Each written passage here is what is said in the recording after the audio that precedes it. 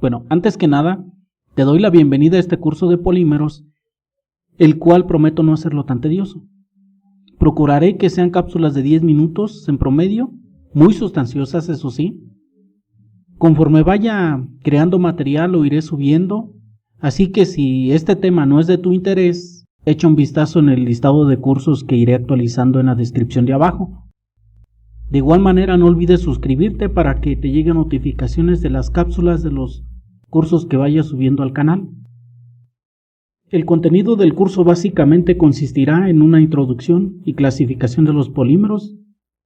En un segundo punto hablaré de lo que es la estructura de los polímeros y su influencia en las propiedades, la polimerización por crecimiento de cadena, polimerización por etapas, curado de resinas y un análisis donde explicaré cómo es que se caracterizan los polímeros. Para empezar, los polímeros son macromoléculas formadas por la unión repetitiva de bloques moleculares llamados monómeros. Es debido a esto que usualmente la manera de nombrar los polímeros es empleando el prefijo poli y el nombre del monómero en cuestión que se emplea para obtener la macromolécula. En este caso, el polietileno, por ejemplo, debe su nombre a que se emplea el gas etileno como monómero para formar la cadena molecular del polímero. La química de los polímeros, que es un campo de la química que estudia estas estructuras moleculares, es una parte de la química orgánica que se enfoca en el estudio de macromoléculas que se forman por la unión de bloques moleculares de forma covalente. De manera general pueden considerarse dos clasificaciones para los polímeros de origen natural y los sintéticos.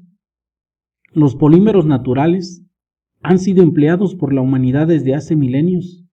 La lana, el cáñamo, el ámbar, la seda y el hule natural son algunos ejemplos de estos materiales. La celulosa es un polímero natural y es el componente principal de la materia y el papel. Además, cabe señalar que el ADN, la molécula que lleva la información genética en toda la materia viviente, pues es un polímero. En cuanto a los polímeros sintéticos, son, como su nombre lo indica, todos aquellos sintetizados y desarrollados en laboratorio. Entre ellos están, en orden de su demanda mundial, el polietileno, el polipropileno, poliestireno, cloruro de vinilo, conocido mejor como el PVC, el caucho sintético, la baquelita, el neopreno, el nylon, el poliacrilonitrilo, la silicona, en fin, la lista sigue y la creatividad es el límite para la creación de nuevos polímeros sintéticos. En cuanto a su origen, Marcelin Bechelot fue el primero en emplear la palabra polímero cuando mostró como polimerización al proceso de formación del metastirol a partir de estireno, que los científicos previamente explicaban como un proceso de oxidación. Bueno, estamos hablando de 1866. Posteriormente, Hermann Staudinger explicó la teoría de polimerización, donde decía que el proceso de calentamiento del estireno iniciaba una reacción en cadena que daba lugar a macromoléculas que ahora conocemos como poliestireno. Bueno, volviendo al siglo XIX, en 1839 Charles Goodyear modificó al hule natural calentándolo con azufre y de esta manera obtuvo lo que conocemos ahora como el caucho por vulcanización. En 1846 fue el año en que Friedrich Schoenbein obtuvo accidentalmente el nitrato de celulosa. 1868 fue el año en que John Hyatt obtuvo el celuloide. Y a partir de ello, más tarde, la modificación de la celulosa permitió la obtención de fibras sintéticas llamadas rayones. Así llegamos a 1907, cuando Hendrik Backland desarrolló la baquelita, el primer polímero totalmente sintético obtenido del fenol y formaldehído. En 1911 se obtuvo con éxito el poliestireno de manera sintética y en 1922 fue cuando Staudinger expone la teoría de polimerización donde exponía la hipótesis que hablaba por primera vez de macromoléculas formadas de pequeñas unidades moleculares unidas de forma covalente y repetitiva, que ahora, claro, conocemos como polímeros. Wallace Carothers, quien trabajaba en DuPont apoyado en la teoría de Staudinger, porque cabe señalar que muy pocos científicos confiaban en la teoría de polimerización de Staudinger. Bueno, Carothers desarrolló nuevos polímeros, entre los que destacan los poliésteres, las poliamidas, el neopreno, entre otros.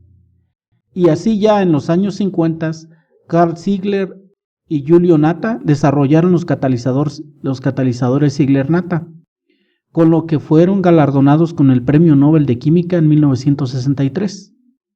Posteriormente se realizaron una infinidad de desarrollos en los métodos de polimerización y aplicaciones de los polímeros, tales como los cristales líquidos, las fibras de alta resistencia, nuevos catalizadores, entre los que destacan también los trabajos de Alan Higger, Alan McDiarmid y Hideki Chirikawa, quienes recibieron el Premio Nobel de Química en el año 2000 por el descubrimiento de los polímeros conductores en 1975, trabajo que abrió la puerta para el desarrollo de aplicaciones de los polímeros como semiconductores orgánicos. En cuanto a la naturaleza de sus monómeros, podemos clasificar a los polímeros como homopolímeros o como copolímeros. Un homopolímero es un polímero cuya estructura molecular se encuentra conformada solo por una estructura monomérica. Ejemplos claros de homopolímeros son el polietileno, el poliestireno, el poliéster, la poliamida, el polipropileno, entre una enorme gama de polímeros muy conocidos. Los copolímeros son un tipo de polímeros que se conforman empleando dos o más monómeros. Fueron surgiendo como una alternativa para mejorar las propiedades de los homopolímeros. Así tenemos, por ejemplo, que el copolímero de etileno-propileno-dieno presenta una excelente resistencia a bajas temperaturas y su resistencia al impacto es mucho mayor que el homopolímero de propileno, y además incrementa también su resistencia a la tensión, al igual que su porcentaje de elongación. El poliestireno acrilo-nitrilo es un copolímero con mejorada resistencia a los aceites lubricantes, grasas y gasolinas. El poliacrilonitrilo butadieno estireno, mejor conocido como ABS, surgió como una respuesta a la necesidad de mejorar el estireno de alto impacto y así obteniendo una mayor temperatura de ablandamiento y una mayor resistencia química. En el área de electrónica orgánica se emplean comúnmente copolímeros para otorgar ciertas ventajas, como bajar el gap homo-lumo, incrementar el coeficiente de absorción luminosa, mejorar la solubilidad, mejorar la compatibilidad en el caso de mezclas de materiales con distinta naturaleza electrónica, por ejemplo, en el caso de celdas solares, donde comúnmente se preparan mezclas de un semiconductor tipo N y uno tipo P. En cuanto a los copolímeros, estos se pueden clasificar en alternantes, aleatorios, en bloque o de injerto. Se consideran copolímeros alternantes aquellos en los cuales sus comonúmeros están unidos de manera alternante, como su nombre lo indica, pero se consideran aleatorios los que en su cadena principal sus monómeros se encuentran unidos de forma aleatoria. También los comonúmeros pueden unirse en bloque, es decir, una serie de unidades de un mismo tipo de monómero unida a otra serie de unidades de otro tipo de comonúmero. Existen también copolímeros de injerto, que son aquellos en los cuales la cadena principal corresponde a un mismo monómero al que se adicionan las ramas con un monómero distinto. En cuanto a la estructura de la cadena, también podemos clasificarlos como lineales, ramificados o entrecruzados. Los polímeros lineales son aquellos que se hacen crecer en una misma dirección. Un caso típico pues son los homopolímeros. Y los polímeros ramificados cuentan con una cadena principal lineal con ramificaciones laterales que les dan ciertas propiedades de movilidad útiles en algunas aplicaciones, haciéndolos sobre todo pues más rígidos. Tenemos también los polímeros entrecruzados. Bueno, los polímeros entrecruzados son polímeros termoestables cuyas cadenas vecinas se enlazan covalentemente formando así una red tridimensional que les impide ser solubles o fundibles. Son polímeros muy estables químicamente y por lo tanto no tienen ningún tipo de transición térmica, solo se pueden quemar, incluso no se pueden reciclar. Los polímeros ramificados a su vez también pueden dividirse en base a la forma de sus ramificaciones, y estas pueden ser ramificaciones en árbol o en estrella, que a diferencia de los dendrímeros que cuentan con una estructura molecular precisa, en el caso de los polímeros ramificados en estrella su estructura molecular no es precisa. Por su estereorregularidad se clasifican en isotácticos, sintotácticos o atácticos. Los polímeros isotácticos son polímeros en los cuales los sustituyentes se encuentran del mismo lado de la cadena molecular. Los indiotácticos son polímeros en los cuales los sustituyentes se encuentran de manera alternada a uno y otro lado de la cadena principal. Y los atácticos son polímeros donde los sustituyentes se encuentran posicionados tanto a uno como a otro lado, pero al azar.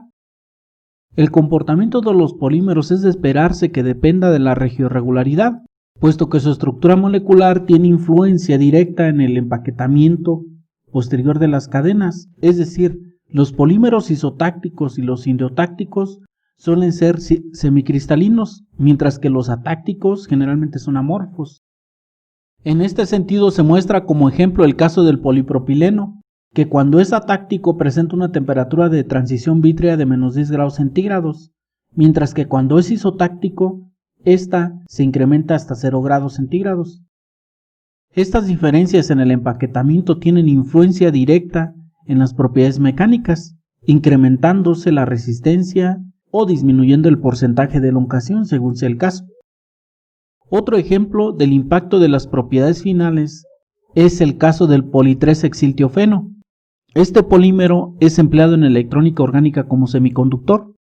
Un P3HT regioregular o isotáctico mejora sus propiedades semiconductoras de manera sustancial debido al gran impacto que tiene el empaquetamiento molecular en su movilidad de carga. Bien, esto es todo respecto a la primera parte del curso de polímeros. No olvides suscribirte al canal para que te lleguen las notificaciones de posteriores videos de las áreas de química, física, matemáticas y lo último en investigación científica del área de polímeros.